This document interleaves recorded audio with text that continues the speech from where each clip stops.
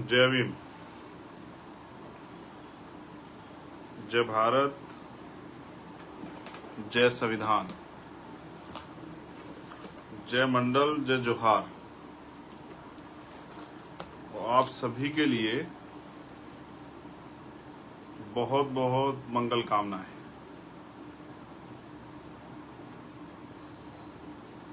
मैं आज के फेसबुक लाइव में आपके बीच हूं।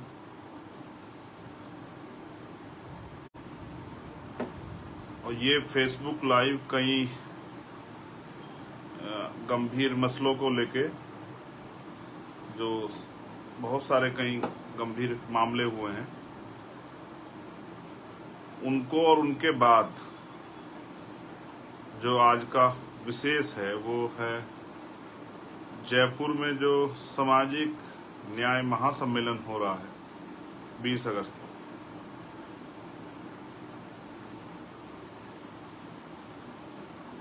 मैं अपनी बात की शुरुआत करते हुए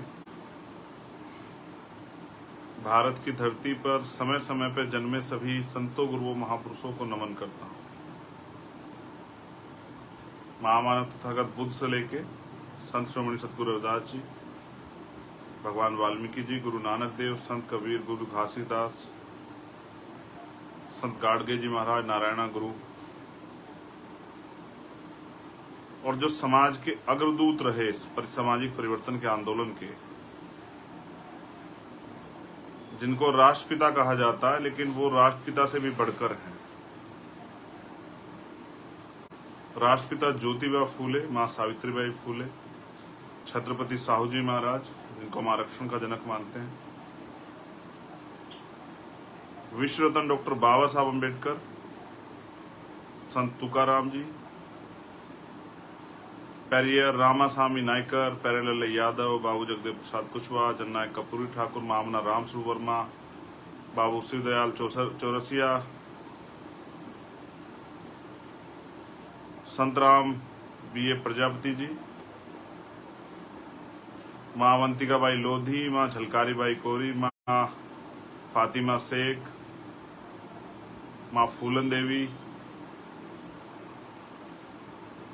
मान्यवर दीना भाना वाल्मीकि साहब, विजय सिंह पथिक जी, कोतवाल धन सिंह गुर्जर जी, सर छोटू राम जी, चौधरी चरण सिंह जी, और मेरे गुरु, मेरे आदर्श मान्यवर साहब श्री काशीराम जी को नमन करता हूं। आज का जो लाइव है उसमें 2-3 इशू, जिन्होंने 2-3 ऐसे विषय जिन्होंने मुझे बहुत ज्यादा परेशान किया, उन पे मुझे आपसे बात रखनी है। और स्पेशली मैं राजस्थान के साथियों से कहूंगा कि वो जुड़े। हमारे राजस्थान की इतनी लीडरशिप है, उनसे, हमारे एक राजस्थान के कार्यकर्ता से, जिनके कंधों पे 20 तारीख के लिए बहुत बड़ी जिम्मेदारी है। तो मैं अपनी बात की शुरुआत करता हूं एक ऐसी घटना जो कर्नाटक में घटी। भारत में जाति है, जाति व्यवस्था में ऊंच नीच है। पहले वर्ण थे, फिर जाति बनी, और जाति की जो असमानता है, उसका जो अन्याय है वो बहुत कठोर है। कर्नाटक में एक जगह पड़ती है चित्रकूट। इसी चित्रकूट जिले के एक गांव में, जहां एक शेड्यूल कास्ट का बच्चा जो है, एक नौजवान, कहते हैं कि जोड़े ऊपर वाला बनाता है, ईश्वर के घर बनते हैं, भगवान बनाता है, इस तरह की बातें अक्सर कही जाती है। बड़े बड़े चिंतक विद्वान इस बात को कहते हैं। लेकिन उन्होंने आपस में प्रेम विवाह किया, और ये लड़की के परिवार को पसंद नहीं आया। उनके फादर जो हैं वो वाटर ऑपरेटर का काम करते थे। उन्होंने जातीय दम के कारण, क्योंकि जाति में ऊंच नीच है और यहाँ उच्च जाति भी है, पैदा होते ही, बड़ा मजाक है ये कि पैदा होते ही कोई उच्च हो जाता है और पैदा होते ही कोई नीच हो जाता है। ये उनके लिए जो मानते हैं, हम लोग तो मानते नहीं। हम तो इंसानियत को सबसे बड़ा धर्म मानते हैं, और हम सभी मजहब की इज्जत करते हैं। भारत का संविधान का आर्टिकल 25-26 धार्मिक आज़ादी देता है। कोई किसी धर्म को मानो, कोई किसी में आस्था रखे, कोई किस तरह से पूजन करे, ये उसका व्यक्तिगत मत है और ये वहां तक सीमित है जब तक वो किसी दूसरे के अधिकारों का हनन ना कर रहा हो। अगर मैं किसी भी धर्म से और अपने धर्म को मानता हूं तो मैं सड़क पे जाके अगर इस तरह का माहौल बनाता हूं कि दूसरे आम आदमी परेशान हो या कोई दूसरा व्यक्ति उसके सामने समस्या खड़ी हो जाए, तो मुझे लगता है कोई भी धर्म और दूसरे धर्म का कोई भी इस बात की इजाजत नहीं देगा कि आपकी वजह से किसी को परेशानी। तो अंत उस बिटिया के जो फादर थे उन्होंने ये किया कि जो बस्ती, दलित बस्ती की तरफ जो पाइपलाइन जाती थी, उसमें जो मुझे पीड़ित परिवार द्वारा बताया गया कि उसमें उन्होंने जहर मिला दिया। 7 लोग मौके पे मर गए और 200 से ज्यादा लोग जिंदगी मौत के बीच लड़ रहे हैं। और इतनी बड़ी घटना को पुलिस प्रशासन ने सिर्फ दूषित पानी का मामला कह के टालने का प्रयास किया। मैंने उस पर अपनी बात भी रखी थी, मैं कार्रवाई की जानकारी भी ले रहा हूं। मैं बात आप लोग को इसलिए बता रहा हूं कि एक घटना घटी है उत्तर प्रदेश के उन्नाव में। भाई सुरेश सेन साहब जो हैं, सुरेश ठाकुर जो खुद को लगाते हैं, सविता सेन समाज से जो आते हैं, उनकी हत्या हुई है। उनको इतना पीटा गया कि इतने बार उनकी जान चली गई। जब मैंने उन पर ट्वीट किया तो पुलिस ने, उन्नाव पुलिस ने मुझे टैग करते हुए ये बहुत बड़े बड़े उसमें लिखा, एक पूरी घटना का एक वो बना के, समरी बना के कि नहीं ऐसी कोई बात नहीं, उन पर चोट के निशान नहीं थे, उनका बीमारी से वो अस्पताल गए थे, वहां उनकी डेथ हुई। तो किस तरह से पुलिस जो है मामले को दबाने का काम करती है सरकार के सारे पे। ये बात मैंने इसलिए आपको बताई कि सरकार के लोगों ने भी कहा और प्रशासन के लोगों ने कहा कि ये मामला दूषित पानी का था, तो उससे अन्य किसी बस्ती का कोई एक भी आदमी इफेक्टेड क्यों नहीं हुआ। ये मामला दूषित पानी का नहीं, ये दूषित सोच का मामला है। जो हीन भावना, जातीय दम, जातीय दमन, जातीय कुंठा, जाति व्यवस्था की वजह से बनी हुई है देश में, ये उसका मामला है। इसलिए हम लोग जो हैं जाति व्यवस्था के बहुत कठोर विरोधी, शायद हमसे ज्यादा जाति व्यवस्था कोई विरोधी ना, और हम चाहते हैं जाति व्यवस्था को डायनामाइट लगा के उड़ा देना चाहिए कि इंसान बन जाए और उसका एक ही मजहब, उसको जो सबसे पहले पालन करना चाहिए वो इंसानियत। अगर उसे दूसरे की तकलीफ पे तकलीफ होती है तो फिर उसको इंसान माना जाना चाहिए। बाकी उसको धर्म की आज़ादी, वो अपने धर्म को माने। एक घटना भिंड में घटी है जहां 4 लोग एक नौजवान को पीट रहे हैं, उससे जय श्री राम के नारे लगा रहे हैं, फिर वो उससे जातिगत नारे लगा रहे हैं। फिर वो कह रहे हैं कि भाई ये कहो कि तुम हमारे बाप हो, कुछ इस तरह की बात कह रहे हैं। उसकी वीडियो भी बन रही है बाकायदा, वो एक सामाजिक संदेश है।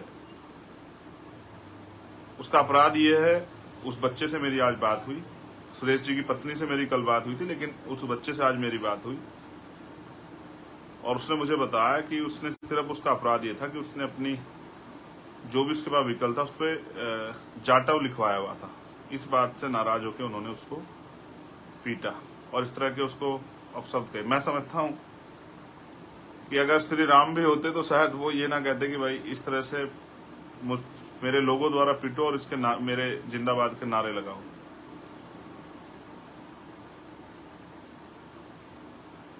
कभी कभी आदमी को ताकत अहंकार में ले जाती है, पागल कर देती है, मदहोश, और वो फिर ऐसे ऐसे काम करता है जिसको किसी भी तरह से स्वीकार्य नहीं किया जा सकता आजाद भारत में, जहां संविधान से देश चल रहा है। तीसरी घटना, आज हमारी टीम गई थी भिंड में। बहन तोला गुजर की है जिनके साथ अन्याय हुआ।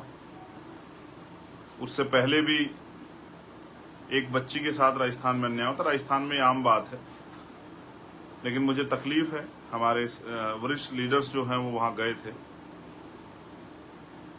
मुझे उम्मीद है कि संघर्ष के जरिए हम अपने इस परिवार को न्याय दिलाने में सफल हो पाएंगे।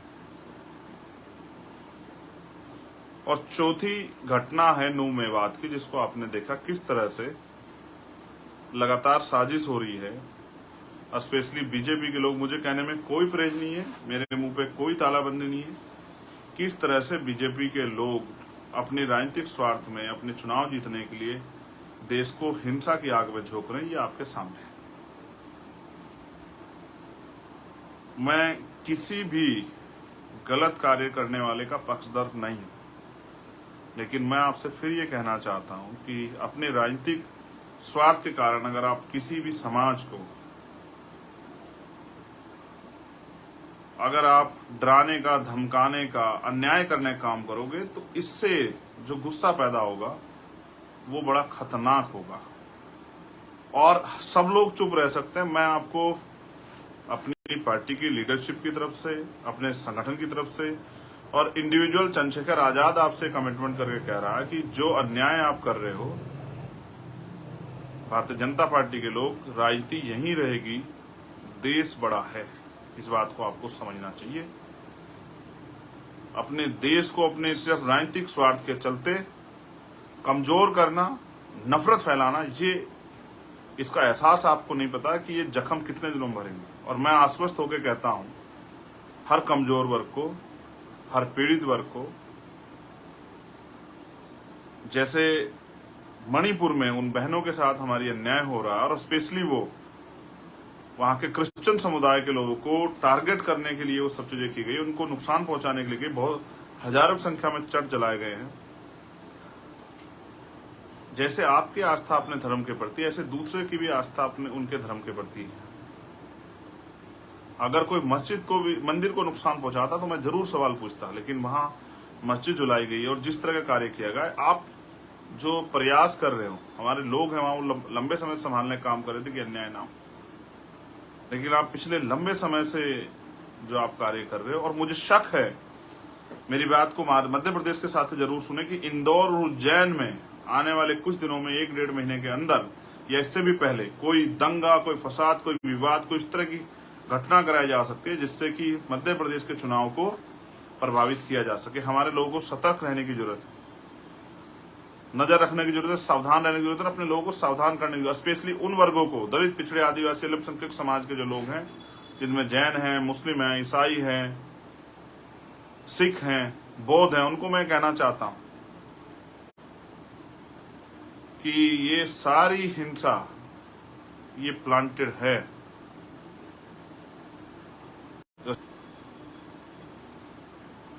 इसलिए मैं आपसे कहूंगा, स्पेशली इन बहुजन समाज के लोगों से, इन वंचित वर्ग के लोगों से, कि आप इस हिंसा से दूर रहना। इसलिए मेरी अपील है अपने नौजवान साथियों से, किसी भी तरीके से उनको अपने मकसद में कामयाब नहीं होने दें। और मैं पूरी ताकत से कह रहा हूं कि हम खड़े हैं हर कमजोर के साथ, जैन के साथ भी, बौद्ध के साथ भी, ईसाई के साथ भी, मुसलमान के साथ भी, सिख के साथ भी, हर उस बहन के साथ खड़े हैं, वो किसी भी धर्म की हो जिसके साथ अन्याय होगा, वो किसी जाति की हो। हर उस व्यापारी पीड़ित के साथ खड़े हैं, किसान के साथ खड़े हैं, जिसको अन्याय की तरफ, जिसको लूटने, खसोटने, जिसको डराने, धमकाने का प्रयास सरकार के लोग कर रहे हैं। और मैं आपसे फिर कह रहा हूं, जब जितना अन्याय बढ़ेगा, आप हमें मजबूर कर दोगे कि हम सड़कों पे आके अपने भाइयों के आगे खड़े हो जाएं, कि उन पर चलने वाली गोलियों का सामना हम लोग करें। और ये होगा, हम ज्यादा दिन तक आपको ये अन्याय करने की छूट नहीं दे सकते हैं। मैं तो तैयार बैठा हूं, एक गोली आपके लोगों ने धोखे से मारी, अगर अपने लोगों के लिए गोली खानी पड़ी तो मैं तैयार बैठा, लेकिन ये अन्याय हम लोग बर्दाश्त नहीं करेंगे जो आप कर रहे हैं या करने का प्रयास कर रहे हैं। अब मैं बात करूंगा स्पेशली राजस्थान की। मैं अपने मुस्लिम भाइयों से कहूंगा कि वो घबराएं नहीं, उस संविधान के हिसाब से काम करें, हम सब लोग उनके साथ खड़े हैं।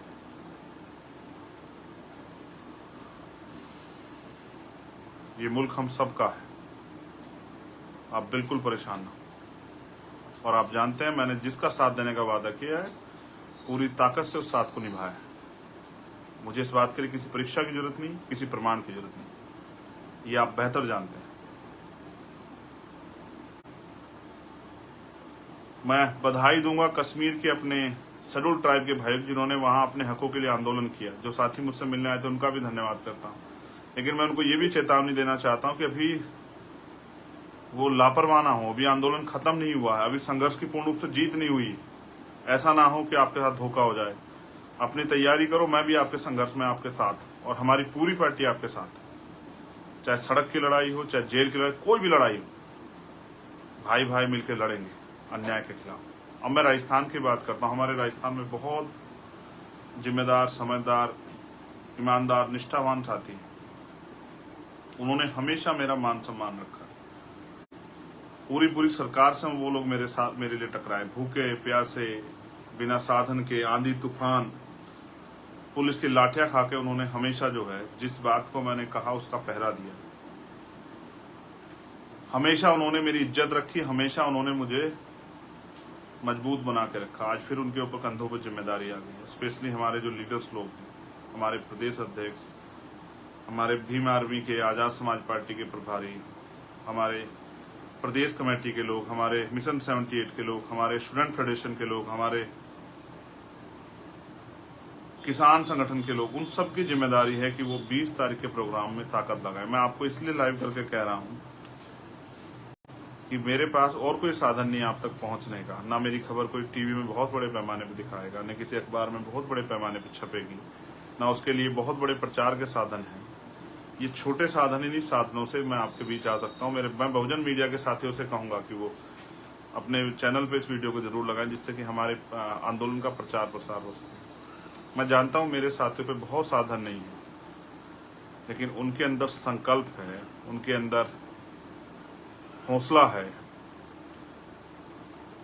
उनके अंदर स्वाभिमान, सम्मान है। वो अन्याय के खिलाफ लड़ने वाली सबसे मुखर आवाज है, और मैं जानता हूं कि उनको कोई मुसीबत, कोई परेशानी रोक नहीं सकती। ना दिल्ली रोक पाई और ना ही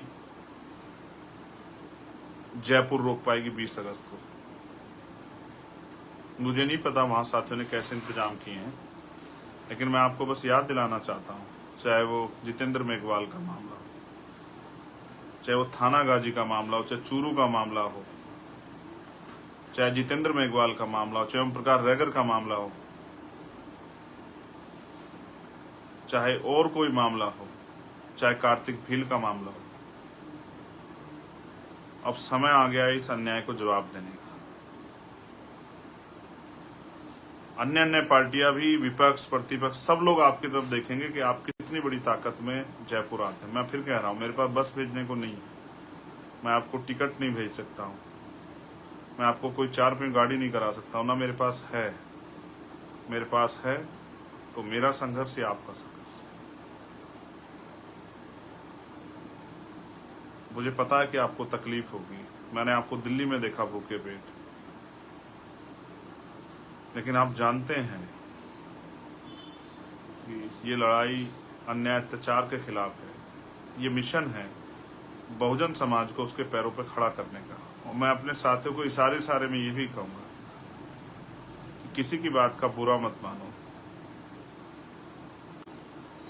जब आप मिशन में काम करते हैं तो आपका कोई सम्मान अपमान नहीं था। साहब काशीराम ये कहा करते थे कि जिस समाज के लिए संघर्ष करने के लिए आप जा रहे हो, वो समाज बड़ा समझदार नहीं है। वो आपके ऊपर आरोप भी लगा देगा, वो आपको अपमानित भी कर देगा, वो आपको झूठा भी कह देगा, वो आपकी बात भी नहीं सुनेगा, आपके हाथ लड़ भी पड़ेगा, लेकिन कभी भी अपनों की बात का बुरा नहीं माना करते हैं। और आप जानते हैं मेरा क्या सम्मान अपमान। मैं तो एक गोल लेके, हम मिशन का काम कर रहे हैं, जब तक वो मिशन पूरा नहीं होता तब तक क्या खुशी मनानी और क्या दुख मनाना। मैं तो बहुत भावुक हूँ इस मामले में। जब अपनी बहनों की लुटती अस्मतें और अखबार पढ़ता हूँ, यूट्यूब पे खबर देखता हूँ, टीवी में देखता हूँ, तो कितने आंसू बहाता हूँगा शायद आपको एहसास भी नहीं है, जो लोग मजाक उड़ाते हैं बातें कह के। ये मेरा दर्द है। मैंने समाज को परिवार माना है।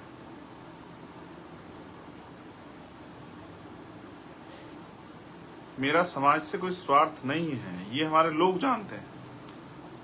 मैं तो साहब काशीराम की जो रुकी हुई मूवमेंट है, जो मूवमेंट पीछे जा रही है, मैं तो उसको कोशिश कर रहा हूं अपने साथियों के साथ कि उसको खींच के वापस मैं किसी को बुरा नहीं कह सकता हूँ, मुझे कोई अधिकार नहीं बुरा कहने का। मैंने ऐसा कुछ किया ही नहीं कि मैं किसी को बुरा कहूँ, और मैं बुरा कहने के लिए काम ही नहीं कर रहा हूँ। किसी के ऊपर आरोप लगाना, आलोचना करना मेरा काम है ही नहीं। मैं आपको भी कह रहा हूँ कि बहुजन समाज की ज्यादा एनर्जी तो इसी काम में लग जाती है, इसी काम में, चाहे वो अधिकारी कर्मचारी हो, चाहे वो सामाजिक कार्यकर्ता हो, चाहे राजनीतिक कार्यकर्ता हो, चाहे आम आदमी हो, कि उसको कास्ट एट्रोसिटी सहनी पड़ती है। आज भी हमारे बच्चे यूनिवर्सिटियों में, कॉलेजों में सुसाइड करते हैं, आज भी उनके साथ जातिगत उत्पीड़न होता है, आज भी हमारे टीचर्स के साथ जातिगत उत्पीड़न होता है, आज भी उनके साथ अन्याय होता है। अभी आज पटियाला के लोग मेरे पास आए, FCI के, उन्होंने जो मुझे बताया कि किस तरह से 50 साल से ऊपर, अभी पार्लियामेंट में खड़े होकर कहा मंत्री जी ने कि 60 साल से नीचे किसी व्यक्ति को नहीं निकालेंगे, लेकिन निकाल दिए FCI के बहुत सारे लोग। और FCI के लोगों की ये गलती है कि जब जम्मू में निकाले गए उसके बाद वो चुप रहे, जब पटियाला तक आंच चली आई, संगरूर तक, तब उनको एहसास हुआ। ये वो पीरियड है कि जिस तरह से वो जो मुर्गे को बेचने वाला होता है, वो मुर्गा जब एक मुर्गे को काटने को निकालता है तो बाकी मुर्गे दाना चुगते रहते हैं। मैंने आज उनको कहा डांटते हुए कि आपको पहले दिन अन्याय के खिलाफ आवाज उठानी चाहिए थी। और मैं हमेशा समझाता हूं कि आप ये सोच के चुप हैं कि मेरे प्रदेश में नहीं हुआ, या मेरे जिले में नहीं हुआ, मेरे जोन में नहीं हुआ, मेरे तहसील में नहीं हुआ, मेरी विधानसभा, मेरे गांव में नहीं हुआ, तो आप इंतजार कर रहे हैं अपनी बारी का। मैं उनको भी आश्वस्त करूं, लड़ाई लड़ूंगा। लेकिन आप देख रहे हैं किस तरह से हमारे लोगों के प्रमोशन रोके जा रहे हैं, किस तरह से हिंदू कॉलेज में प्रोफेसर रतन लाल जी के साथ जो अन्याय हो रहा है।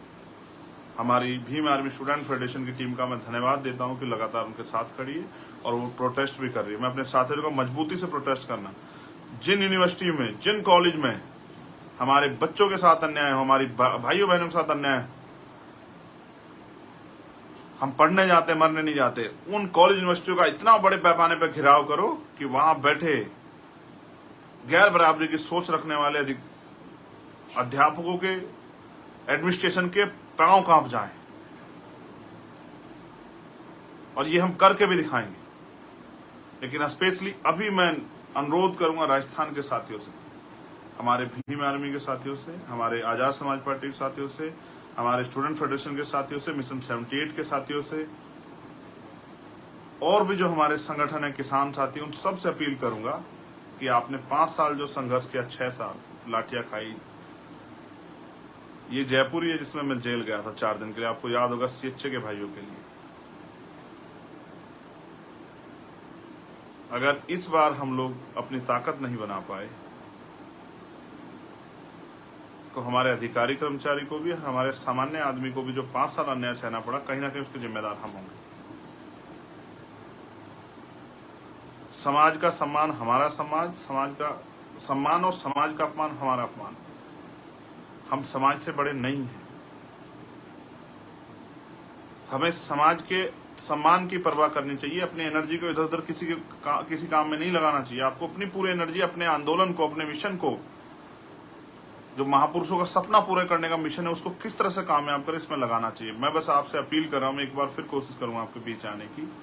20 तारीख से पहले मैं आपसे अपील कर रहा हूँ मेरे राजस्थान के साथियों से, यही प्रचार का साधन है, और ना खाना है ना और कोई साधन है आपको देने के लिए। लेकिन 20 अगस्त को जयपुर में आपका इंतजार करूंगा।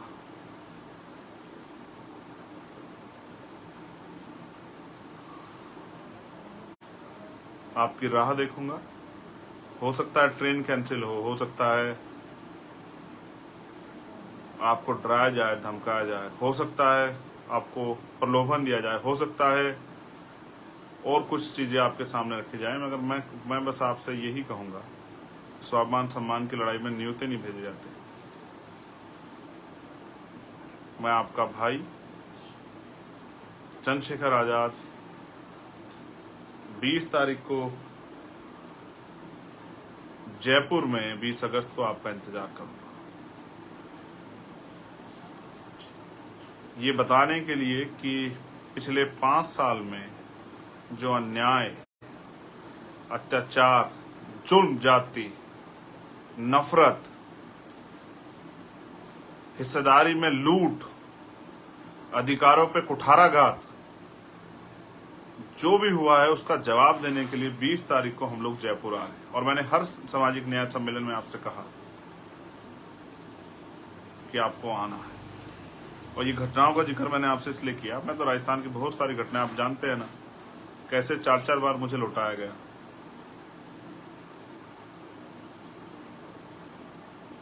मैं आपका इंतजार करूंगा। जैसे आपने भरतपुर में अपनी ताकत दिखाई, जैसे आपने गंगापुर सिटी में अपनी ताकत दिखाई, जैसे आपने भादरा में अपनी ताकत दिखाई, वैसे ही आप जयपुर में भी अपनी ताकत दिखाएंगे। और इस संघर्ष को कामयाब करने, एक आखिरी बात आपसे और कहना हूं, रोटी लेके आना, अपने लिए भी और मेरे लिए भी। आपने शायद, अगर याद हो आपको, और आप, ये प्रैक्टिकल बात है, आपका कोई अमीर रिश्तेदार हो, वो भी अपने गरीब रिश्तेदार को पहचानने से मना कर देता है। अमीरों की नस्ल ही ऐसी होती है। गरीबों के पास यही है कि अगर उसके पास एक चादर होगी नई, तो उसके घर में मेहमान आएगा तो वो नई चादर बिछाएगा। गरीब इज्जत देना जानता है। मैं आप सबका धन्यवाद करता हूं कि आपने मुझे सुना, और मुझे विश्वास है मेरे साथियों के ऊपर कि वो सरकार को भी और समाज को भी ये संदेश देने के लिए कि अब हम किसी के पिछलग्गू नहीं बनेंगे, हम अपने पैरों पे खड़े होंगे। काम करने वाले नौजवान ईमानदार हमारे साथी तन मन धन से, और मैं अपने साथियों से कहूंगा कि जो लोग आना चाहते हैं, जिनके पास साधन हो, वो उनकी मदद कराएं, कि वो 20 तारीख को एक ऐसा सैलाब आए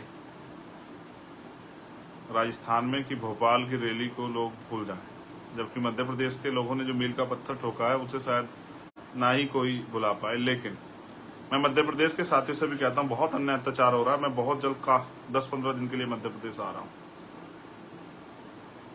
एक शुरुआत कर रहे हैं हम लोग 15 तारीख से नगीना लोकसभा में।